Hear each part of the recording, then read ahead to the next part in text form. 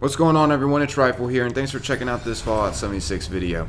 In this one, I'm going to be showing you another 10,000 plus damage build. This one's going to be with a rifle though, instead of a melee weapon.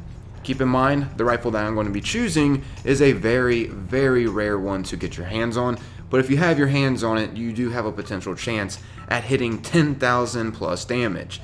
Easily. And keep in mind, this isn't even the max damage that you can get to with this rifle. My buddy actually helped me with some perk cards that I didn't have to show a little better damage than what I was getting. I was averaging about 3k and he managed to get his damage up to 5.1k. And as some of you may know, if you manage to pull off a sneak attack, that can double the damage that you currently have. So if I use a calculator here real fast, hang on, 5,185 times 2, that'll equal up to 10,370. So that is more than 10,000 damage that I am showing you in this video. Keep in mind, you can get even higher than what I'm about to be showing you. This is an insane rifle build. So this is about to take a little while to put together. Hopefully you all find this enjoyable and it ends up helping you out in some kind of way. If it does, maybe consider leaving a like. That's always greatly appreciated. Or hey, possibly stick around and subscribe for more future Fallout 76 content. And if you don't like what you see in the future, just simply unsubscribe. But to get this started, first things first, you're going to have to, of course, max out the rifle cards. So the rifleman, the expert rifleman, and the master rifleman. If you have all those maxed in perception, that should boost your rifle up 60% extra damage. Also, something to keep an eye out for in perception is tank killer.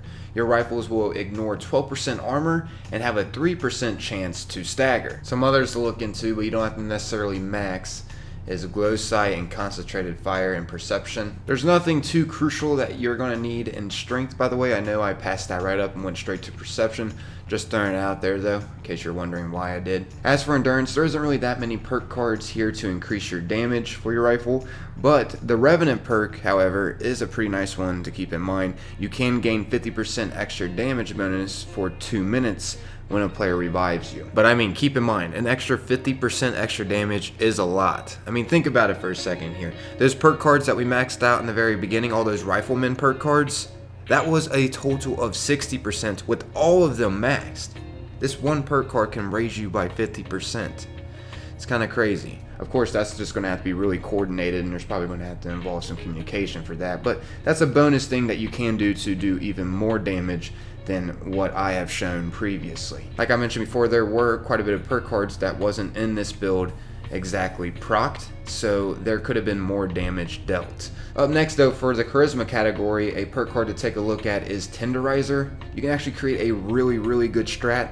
This wasn't used in the preview that I showed for the damage capability of a rifle, but this can increase the damage even more. So how this strat works is, first off, you want just like a weapon out that you can just shoot at a target multiple times really fast, then hot swap to your serious damage weapon. For my example, I'd be switching over to the dragon, and you'll actually deal out more damage. As you can see here, this perk card can make your target receive 7% more damage for 10 seconds. So this is something that you can do to do even more damage. It could be something handy against the queen. Another important one in charisma besides Tenderizer is strange in numbers. Positive mutation effects are 25% stronger if teammates are mutated too, and you can only put 1 point into this perk card, so it is definitely worth it to have. As for the intelligence category, the best one that you want to be taking a look at to increase your damage is Nerd Rage. This is what my build is based around to do some serious damage. Low health. As you can see here, while below 20% health, you gain 40 damage resistance,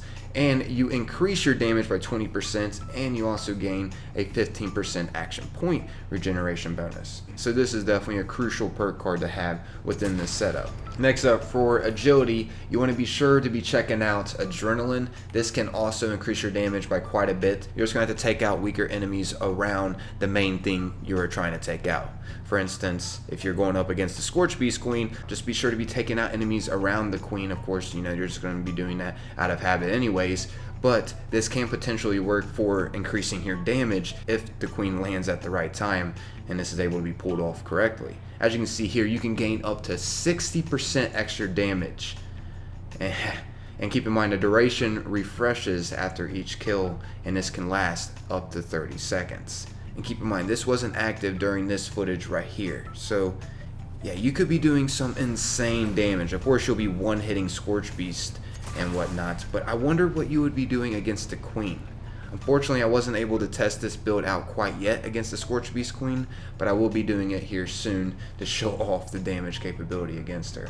Right now I'm just showing you how to do this build in case you're wanting to make a rifle build. Anyways, next up here for the luck category, you want to be sure to be putting points into Bloody Mess. Max this thing out. As you can see here, you can gain 15% bonus damage. Also, better criticals is a good one in this category. This will increase your critical damage by 40% if you have it maxed. Also, be sure to be checking out Serendipity. As you can see here, while below 30% health, you gain a 45% chance to avoid damage. This can be kind of handy. Once again, this build is made around low health. Lastly up though, if you are using an explosive weapon such as I am, I know the dragon isn't technically an explosive, but if you have that effect on it, you can increase your damage even more by investing in the explosive perk cards. That will increase your explosive damage. So yeah, just keep that in mind. I thought I'd go over that really fast. I know this isn't technically an explosive build, so I'm going to kind of stay clear of that. That is how you can do more damage though, once again,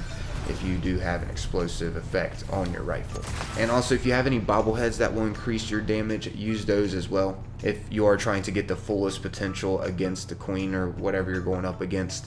Next up though, you want to be trying to be mutated with the adrenal reaction. As some of you may know, this increases your damage to lower your health. It actually increases your damage by quite a bit. As you can see here, it will increase your weapon damage while you have low HP. And once again, this build is made around low health. And keep in mind, you don't even have to get close to the enemies with a black powdered rifle. This thing shoots really far, especially the dragon. But yeah, keep that mutation in mind if you are wanting to have an increase in damage. And lastly, that I'm going to go over in this video to help with this build to do some serious damage, is using Psycho or Psychotats in your aid selection. As you can see here, that will gain you another 25% extra damage. And not to mention 15% damage resistance and +3 to perception for 3 minutes. So yeah, definitely handy to be using to increase your damage even more. But yeah, I guess I'll start wrapping up this video. And if you found this enjoyable and maybe like to see more build setups, consider leaving a like. That's always greatly appreciated. And hey, maybe if you want, stick around and subscribe for more Fallout 76 content. That's totally up to you though. I'm out of here. Thanks for taking the time to watch and listen. Until next time, peace.